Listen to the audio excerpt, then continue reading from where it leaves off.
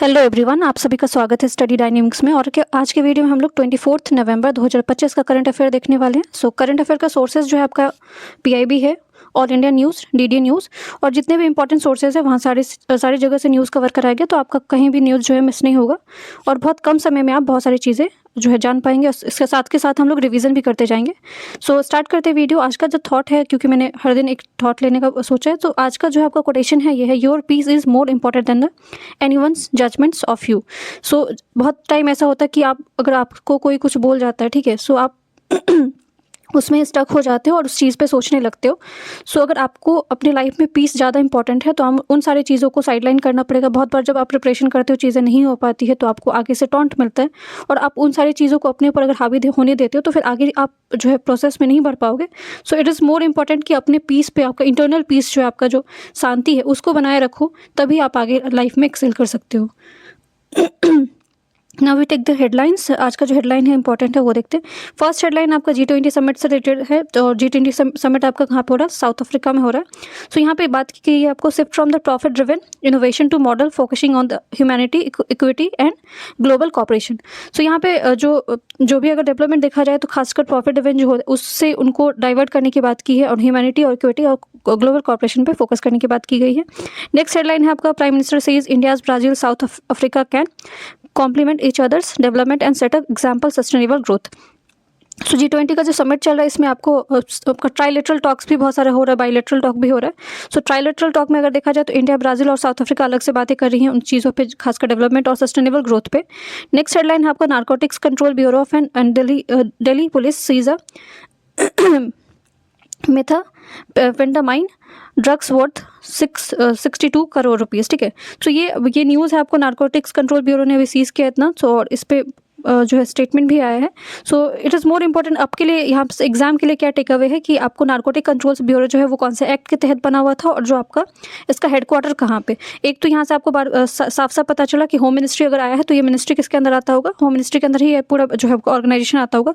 But आपको headquarter इसका देखना, मे बी आपको अगर इस तरह के बॉडी एग्जाम में होते हैं तो क्वेश्चन बनने के मोस्ट प्रोबेबल चांसेस होते हैं। नेक्स्ट हेडलाइन आपका, election commission distribute 99% enumeration forms of fees to SIR। So special intensive revision आपका चल रहा है, इलेक्शन से रिलेटेड है और ये आपको फुल फॉर्म इसका अगर पूछा जाएगा तो आपको पता होना चाहिए। इसके अलावा ये डिफरेंट स्टेट में जो है वो डिफरेंट फेजेस में लागू करवाने की बात कही है। और ये किस चीज़ से रिलेटेड आपका डॉक्यूमेंट वेरिफिकेशन से रिलेटेड है। खासकर अगर देखा जाए तो इलेक्शन में आपको बहुत सारे करप्ट प्रैक्टिसेस हो रहे थे और आपको फेक और फ्रॉड जो आपको तरीके से जो है वो इलेक्शन जो है उसको कंडक्ट करवाया जा रहा था। इस सारी चीज़ों को वेरीफाई करने के लिए आपको कंडक्ट करवाया गया था इलेक्शन कमीशन के द्वारा।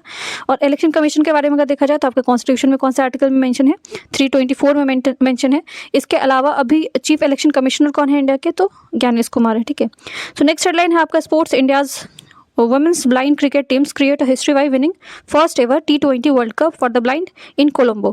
सो श्रीलंका में आपका ये मैच चल रहा था T20 वर्ल्ड कप ब्लाइंड के लिए और ये जो है वर्ल्ड कप भी भारत ने जीता है। नेक्स्ट हेडलाइन है आपका, KL Rahul to captain team India in 3 match ODI series against the South Africa. So South Africa में जो आपका ODI जो मैच होने वाला है उसके कैप्टन किसको घोषित किया गया है? तो KL राहुल को किया गया है और शुभम गिल को जो उनके नेक में इंजरी था इसलिए रूल आउट किया गया उनको। अब यहाँ से 1 by 1 क्वेश्चन देखेंगे और हिंदी में भी हेडलाइन है साइड में, तो आप उसको भी वीडियो पॉज करके आराम से देख सकते हो। फर्स्ट क्वेश्चन आपका, India first indigenous born female चीता। सो अगर आपको पता हो तो बहुत ज़्यादा इन सारी चीज़ों को लेकर न्यूज़ में चल रहा है ऑलरेडी। तो ऑप्शन है आपका, मुखी है, ज्वाला है, C आपरा है एंड D रुद्रा है। ठीक है, तो इंडिया का फर्स्ट इंडिजीनियस बॉर्न फीमेल चीता कहाँ पे आपका नाम क्या है? तो इसका मुखी नाम है। और ये आपको याद रखना है कि कूनो नेशनल पार्क में आपको लास्ट जो है, पहले तो नामीबिया से मंगाया गया था जो कि आपको अनसक्सेसफुल रहा था। इसके अलावा बोट्सवाना से भी आपको 8 चीता मंगाने की बात की गई है और चीता कंटिन्यूसली आपका न्यूज़ में चल रहा है। तो इस तरह से इसी टॉपिक से आपको क्वेश्चन पूछा जा सकता है। प्रोजेक्ट चीता जो है आपको वो कब आया था? 2022 में आया हुआ था। और चीता अगर देखा जाए तो भारत में पूरे तरीके से, इवन एशिया में अगर कहीं बचा हुआ चीता आपका तो एशियन चीता बस ईरान में आपको मिलता है। 1950s के अराउंड जो है आपको भारत में पूरे तरीके से चीता जो एक्सटिंक्ट हो गया था और उसके बाद हमने अफ्रीका से चीता मंगाया है। तो भारत में जो भी चीता इंडिजीनियसली हुआ है ये आपका अफ्रीकन चीता है। मुखी जो है वो फीमेल चीता है, born at Kuno national park. Kuno national park आपको याद रखना मध्य प्रदेश में। और first India born cheetah to reach adulthood, it's marking the key milestone, project cheetahs launch in सितंबर 2022। Now next question is, who won the 2025 miss universe title. तो 2025 का miss universe title जो है किसने जीता? ऑप्शन है आपका फातिमा बोस, बी है मनिका, सी है आपका अमांडा, डी है आपका विक्टोरिया। ठीक है, so answer will be the Fatima Bose. और ये किस कंट्री से बिलोंग करती है? तो मैक्सिको से बिलोंग करती है। और जो आपका मिस यूनिवर्स कंपटीशन हो रहा था, एडिशन पूछा जा सकता है, तो कौन सा एडिशन का था? तो 74th एडिशन था ये, और उसका थीम क्या था आपका? The power and the power of love. ठीक है, so the power of love जो है इसका थीम था। और आपको याद रखना कि 2025 की मिस यूनिवर्स कौन है? फातिमा बोस, और जो कि बिलोंग करती है मैक्सिको कंट्री से। भारत से भी अभी तक अगर देखा जाए तो 3 मिस यूनिवर्स रह चुकी हैं। पहले आपकी सुष्मिता सेन है, दूसरी आपकी लारा दत्ता है, एंड थर्ड जो आपकी हरनाज संधू बनी हुई थी। नेक्स्ट क्वेश्चन आपका, बिरसा 101 इज अ न्यूज। ठीक है, सो बिरसा 101 जो है आपका न्यूज में चल रहा है, वो क्या चीज़ है? आपको किस चीज़ से रिलेटेड है? ऑप्शन है आपका जिन बेस्ड थेरेपी, बी है आपको न्यू स्पेसीज, सी है आपका ट्राइबल ग्रुप, डी है आपको new variety of crop.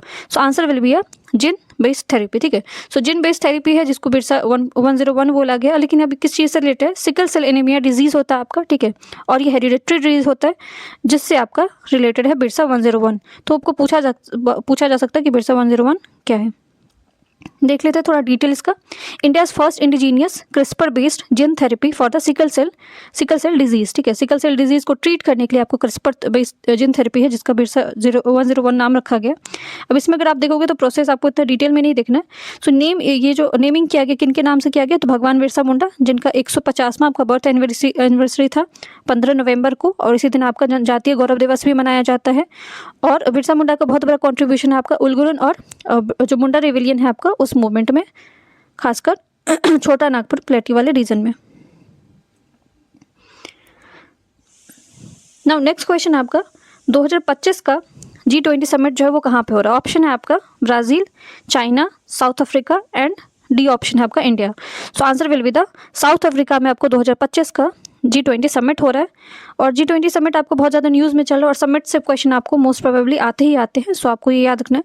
G20 summit के बारे में तो देख लेते कि साउथ अफ्रीका में हो रहा है, बट इसके अलावा देख लेते कि स्टैटिक में G20 आपका बना कैसे था। सो G20 was established in the wake of Asian financial crisis 1997 से 1998। सो 1997 से 1998 के बीच में आपको फाइनेंशियल क्राइसिस आया था, तो उसी के बीच में आपका G20 बना हुआ था। The crisis underscore the need for the better coordination among the major economics to address the global economic challenge. Initially G20 was served as a meeting of finance minister and central banks governor, but was upgraded to the leaders level summit in 2008. तो अगर initially अगर आपको पूछा जाएगा ना question, वैसे UPSC में already पूछा जा चुका है। तो जब इसको G20 को बनाया गया था तो इस पर्पज से बनाया गया था कि आपको इसमें फाइनेंस मिनिस्टर और जो सेंट्रल बैंक का गवर्नर है वो मीटिंग करते थे, क्योंकि फाइनेंशियल क्राइसिस से रिलेटेड था, तो आप उसी सारी चीज़ों से बात की जाती थी। बट 2008 में इसका पूरा जो है वो जो तरीका है उसको बदला गया। इवन जो इसमें ग्लोबल लीडर्स जो थे वो भी इसमें शामिल होना शुरू हो गए। और अगर देखा जाए तो G20 भारत में भी हुआ था आपको 2023 में। G20 का जो समिट था 2023 वाला वो भारत में हुआ था। 2026 का G20 समिट कहाँ पे होगा ये आप लोग मुझे बताना। और यहाँ पे आपको दिख रहा होगा कौन कौन से कंट्री हैं G20 में टोटल। सो टोटल आपको 19 कंट्री है और एक प्लस आपका ऑर्गेनाइजेशन है जो कि आपका यूरोपियन यूनियन। यहाँ पे आपको दिख रहा है, आराम से इसको वीडियो पॉज करके आप देख सकते हो।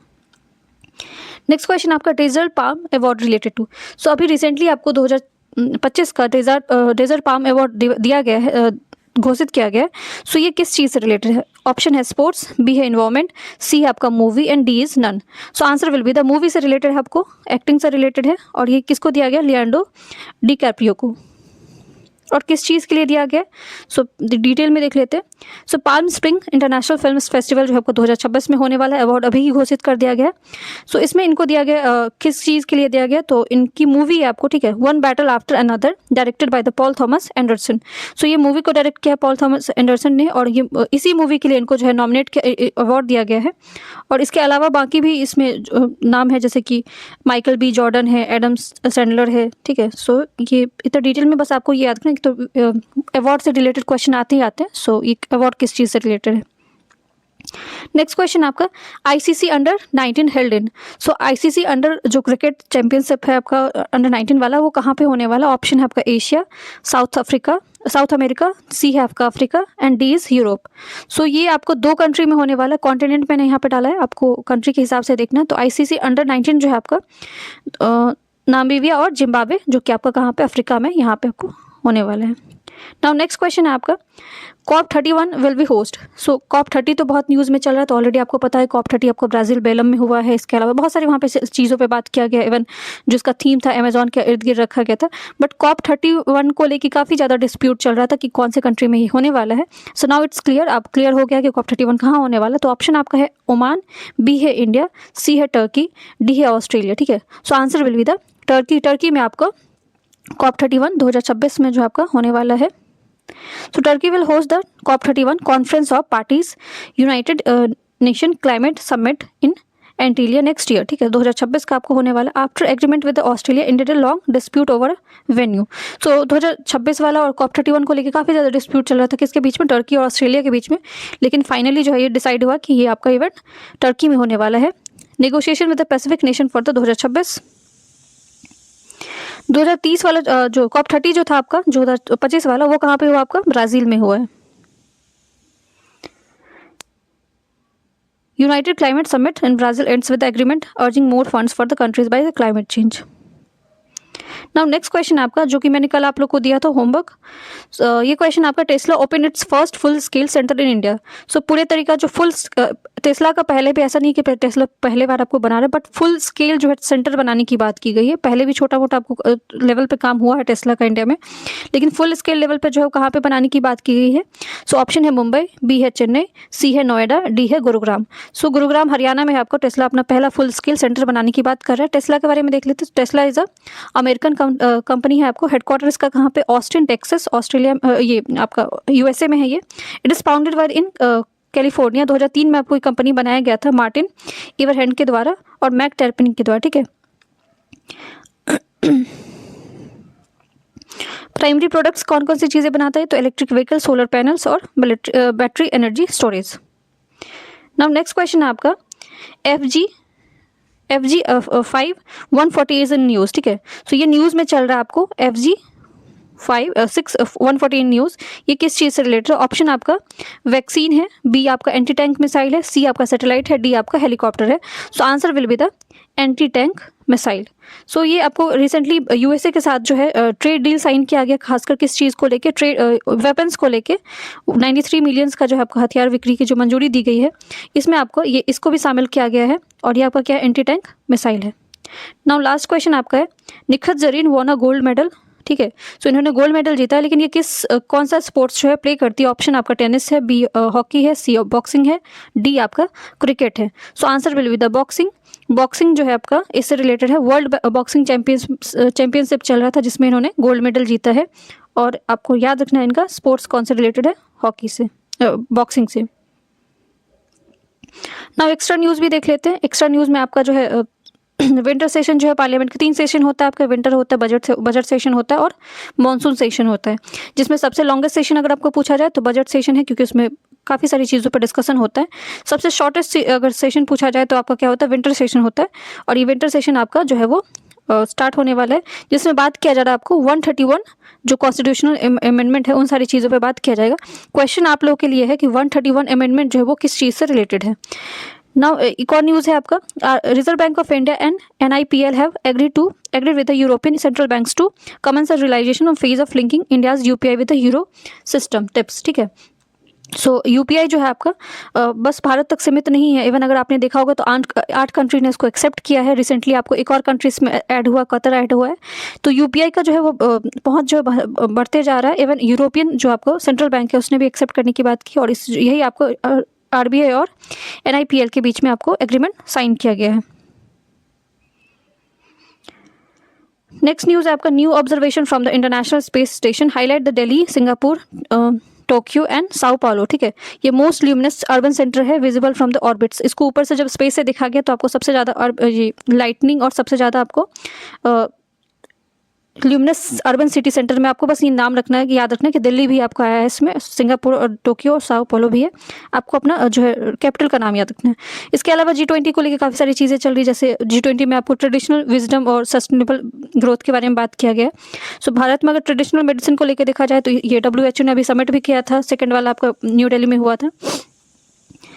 ये सारी चीज़ें G20 से रिलेटेड है आपको। तो G20 पे पूरा ध्यान रखना है कि कहाँ पे हो रहा है, क्वेश्चन आपके आ सकते हैं, उसके थीम भी पूछे जा सकते हैं।